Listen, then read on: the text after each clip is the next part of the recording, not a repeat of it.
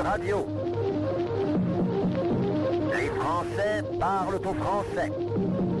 Les carottes sont cuites. Les carottes sont cuites. Sud Radio Berkoff dans tous ses états. Hier, il y avait du monde, beaucoup de monde à Paris, dans le 18e arrondissement, avenue Junot. Pourquoi ? Parce qu'il y avait la police, les CRS ou la BAC qui délogeaient les membres du CLAP. Le club de pétanque du 18e arrondissement de Paris, 6 avenue Junot, club Le Pic Abbesse Pétanque, évacuation décidée par la ville de Paris, propriétaire des lieux. On va en parler tout de suite. Sud Radio André Berkoff. Berkoff dans tous ses états, ça balance pas mal sur Sud Radio. Ah, Sacha Distel, et voilà les Parisiens, on va leur apprendre à jouer à la pétanque. En tout cas, dans le 18e arrondissement, ce ne sera plus le cas. Ils vont pas apprendre à jouer à la pétanque. Alors, on rappelle juste les faits parce que ça a soulevé beaucoup d'émotions depuis d'ailleurs quelques temps déjà. Ça fait le problème est posé d'ailleurs depuis des mois, voire des années. En 2 mots, et justement, vous me corrigerez les 2 parties ici. Je commets une erreur. Donc, en 2 mots, voilà. L'évacuation du club Le Pic Abbesse Pétanque a été décidée par la ville de Paris, propriétaire des lieux, qui a effectivement vendu le terrain qui était effectivement occupé depuis 50 ans, depuis 1971, par le club de pétanque des Abbesses. Donc voilà, les forces de l'ordre ont évacué le terrain, ont débarrassé effectivement les meubles qui étaient là-bas. Il y avait plusieurs dizaines de membres qui étaient là. Ça durait depuis 6 mois, leur occupation, pour empêcher ça. Voilà, donc la ville de Paris confie les lieux à l'hôtel particulier de l'avenue Junot, la très chic avenue de Paris. Donc, opération d'expulsion, décision du Conseil d'État, voilà. Ce qui s'est passé. Alors, on va demander aux 2 parties de s'expliquer qu'est-ce qui s'est passé exactement. Bonjour Christian Clark et bonjour Maxime Logier. Je rappelle, Christian Clark, que vous êtes responsable des jardins Junot et des ventes événementielles à l'hôtel particulier de Montmartre. Et Maxime Logier, bonjour, vous êtes responsable de communication du CLAP, le club de pétanque de Montmartre, encore une fois, qui existe depuis 1971. Christian Clark, alors, qu'est-ce qui se passe exactement ? Qu'est-ce qui ne s'est pas exactement passé ? Alors, tout d'abord, bonjour, je suis ravi de pouvoir échanger sur Sud Radio. Et juste une petite précision, moi je suis en charge du jardin Junot et j'ai pas du tout de lien avec l'événementiel de l'hôtel particulier. Ah d'accord, vous êtes en charge des jardins de Junot. D'accord. Oui, absolument. Je suis le représentant. Et donc, du coup, ce qui s'est passé, c'est que la mairie de Paris a une obligation de faire des appels d'offres sur les terrains publics. Il y a un appel d'offres qui a été lancé sur le terrain qui est juxtaposé à l'hôtel. Oui. À la suite de ça, l'hôtel Jardin Junot a remporté l'appel à projet qui a été voté en Conseil de Paris, confirmé par le Conseil d'État. Il y a longtemps, il y a combien de temps cela ? Ça fait à peu près, ça fait 3 ans qu'on est sur le dossier, qu'on travaille sur le dossier. Et là, on a dû attendre les différentes décisions de justice et puis après que la ZAD qui était installée puisse s'en aller. D'accord. Et le projet, il est très simple. En fait, c'est de rendre un jardin public qui était un ancien square, ouvert au grand public, qui avait été privatisé par une association pendant près de 50 ans, et qui était fermé au public. Il y avait quelques membres du CLAP qui pouvaient y participer, mais malheureusement, il y avait très peu de monde qui était élu, et c'est pour ça que nous, en fait, on reçoit des dizaines et des dizaines de messages de félicitations d'habitants du quartier qui n'en pouvaient plus et qui voulaient juste bénéficier d'un espace public pour le grand public. On est submergé aujourd'hui par toutes les demandes de remerciements pour cette ouverture au public de ce jardin public. Oui, alors juste un mot et vous restez avec nous. Chris, oui, absolument, vous allez la voir. Maxime Logier, juste un mot, Christian Clark, vous dites les jardins Junot, mais vous n'êtes pas du tout lié à, enfin je veux dire, les jardins Junot ne sont pas liés à l'hôtel particulier de l'avenue Junot ? Les jardins Junot sont... Si, il y a un lien. Tout à fait. La première chose, c'est qu'on est voisins. Et la deuxième chose, en fait, c'est que l'hôtel particulier fait un mécénat pour couvrir l'ensemble des travaux et notamment payer une redevance à la ville de Paris à hauteur de 60 000 € par an pendant 12 ans. Et le lien, il est là. Mais après, c'est un jardin public qui sera ouvert de 8h à 19h pour tout le monde et gratuitement, bien entendu, comme tout jardin public aujourd'hui à Paris.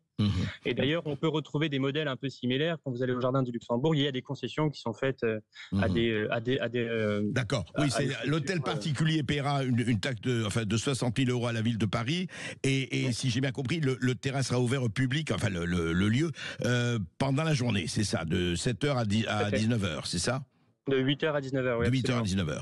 Alors, Maxime Liogier, vous êtes responsable de la communication du CLAP. Alors, votre réaction, votre ressentiment, votre sentiment. Maxime Liogier? Oui, vous m'entendez? Oui, je vous entends. Ok, très bien. Donc pour nous, en fait, ce qui se passe, c'est une opération qui a été menée à la va-vite, une expulsion de 300 boulistes, le plus gros club de pétanque de Paris, le plus féminin de France, tout ça pour donner le terrain à un hôtel de luxe, donc qui dit qu'il va l'ouvrir au public, mais quand on connaît la clientèle de l'hôtel de luxe, qui est à 99% je dirais, touristique, avec ça parle pas français là-bas, ça parle pas Paris, ça parle pas Montmartre. Nous, on est juste le dernier lieu de vie de quartier de Montmartre, et là, on est la mairie de Paris nous fout à la porte comme des chiens. Voilà, on nous met dans le caniveau et puis on nous dit allez merci, au revoir le sport, alors que la veille, dimanche dernier, nos féminines ont été sacrées championnes de Paris des clubs. Donc le sport, Anne Hidalgo, elle veut promouvoir le sport, les féminines dans le sport et tout ça, et en fait elle fait tout l'inverse dans ce dossier. Et puis pour accorder un terrain associatif, l'exploitation d'un terrain associatif, un hôtel de luxe, c'est juste honteux. Et donc il y a forcément quelque chose là-dessous, il y a des collusions, des connivences. On n'en démord pas et on va se battre jusqu'au bout, on n'a pas perdu. Alors, vous dites on n'a pas perdu, vous allez vous battre jusqu'au bout, comment? Enfin, de quelle façon voulez-vous battre jusqu'au bout? Déjà, il y a des référés qui ont été lancés ce matin et hier, un référé liberté pour qu'on récupère le matériel, parce que ils sont rentrés sur le site, là, ils ont tout cassé toute la journée, on entendait les coups de burin. Vous dire la BAC et les CRS qui étaient là, c'est ça? La BAC, les CRS, la police nationale, ils ont tout cassé, ils ont tout foutu dans des camions et tout ça est parti. Donc nous, il faut que, on récupère nos affaires.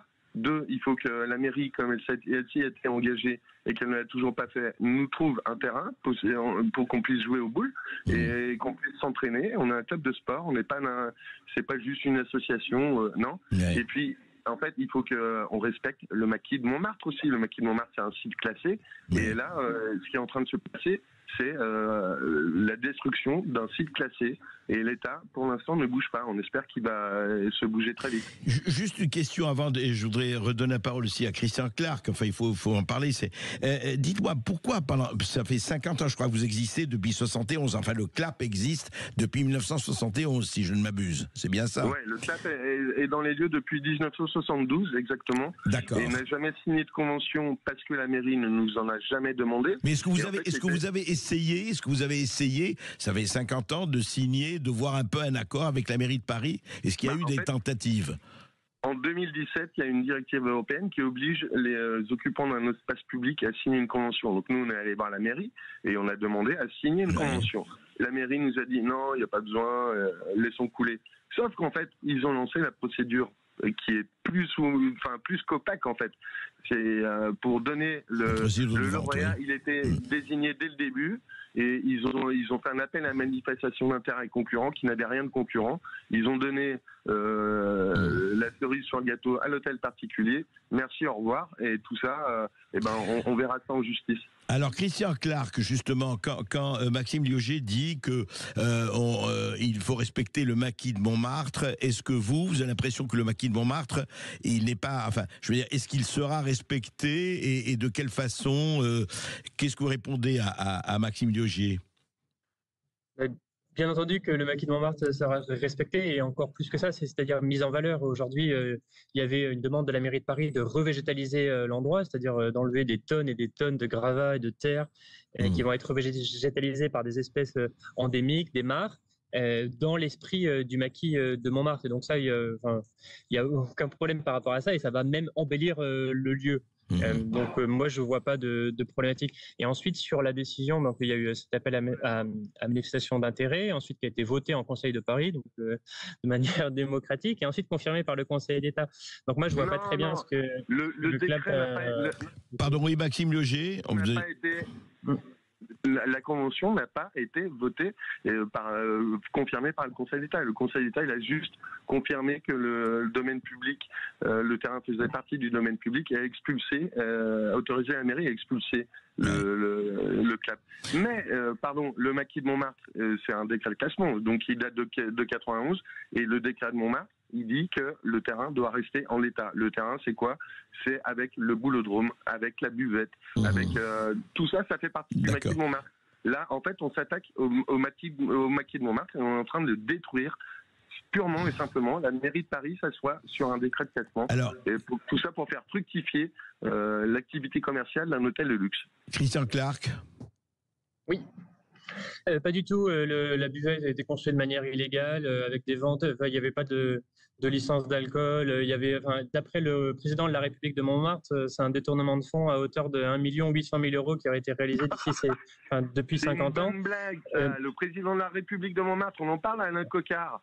Alain Coquart qui est condamné dans l'affaire Urba du PS dans les années 80, qui est aujourd'hui un président fantoche d'une République fantoche, et qui lui... Attendez, on va pas parler d'Alain Coquart et de ses problèmes. Le problème, en fait, ce qu'on ne comprend pas, moi je vous dis à l'extérieur, encore une fois, je vois très bien, je crois qu'il y a des causes légitimes et de part et d'autre, sans jouer les Salomon dans cette histoire, mais je ne comprends pas qu'on ne soit pas arrivé d'abord, que vous n'ayez pas, vous, d'un côté, la mairie de Paris, en tout cas je crois, doit vous trouver un terrain, ça me paraît absolument indispensable. Je pense que Paris quand même a vraiment du terrain, et la mairie de Paris, le terrain pour reloger les joueurs de boules, ce qui me paraît la moindre des choses. Et d'un autre côté, effectivement, le problème, c'est un problème de légalité, c'est un problème effectivement de droit, et là, le droit, c'est encore autre chose.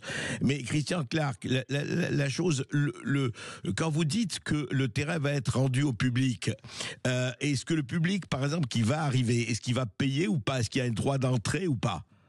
Franchement. Non, mais pas du tout. Pas du tout. C'est un terrain qui va être ouvert comme n'importe quel jardin public, c'est-à-dire de 8h à 19h en libre accès et gratuitement. Le Jardin Junot a signé une convention avec la mairie de Paris. On peut pas faire ce qu'on veut. C'est pas du tout une extension des terrasses de l'hôtel. C'est l'ouverture au grand public d'un terrain public. Et après, l'hôtel particulier qui est mécène de cette opération, parce que ça coûte de l'argent de pouvoir revégétaliser un endroit, pour plus de biodiversité dans Paris, et puis notamment d'ouvrir des espaces verts, notamment pour les écoles qui n'arrêtent pas de nous remercier et qui réservent déjà des créneaux.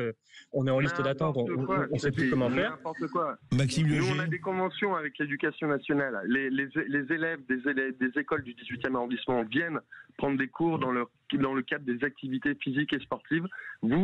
C'est du pipeau. De toute façon, la convention qui a été signée, il ne faut pas oublier que l'hôtel particulier mentionne la FN, des associations qui seraient partenariats, toutes ont démenti.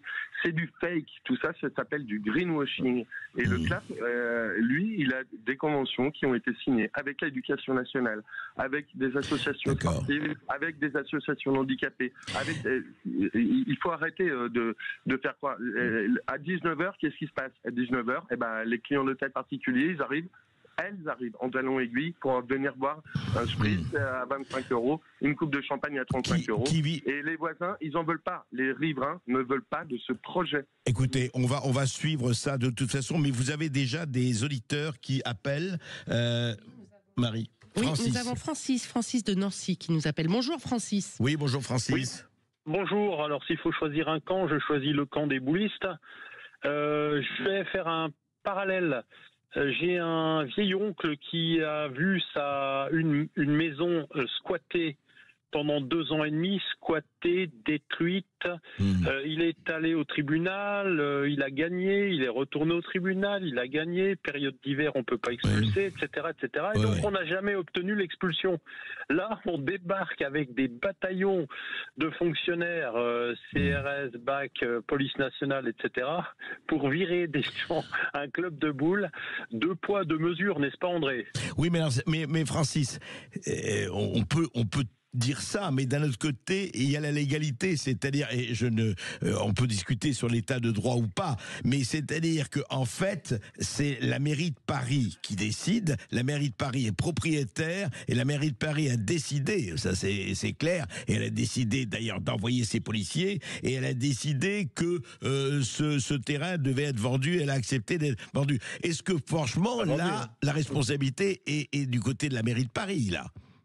Quel que soit le point de vue, mais l'hôtel particulier, etc., ont agi en toute légalité là, dans ces histoires, non? Oui, non. Et moi, sur le fond, il faudra voir ce que ça va donner quand ce sera jugé, parce qu'un club qui existe depuis 52 ans, il a de toute façon une existence légal. Il a sans doute eu des subventions, il est affilié à des fédérations, il a participé à des compétitions, donc ce club existe.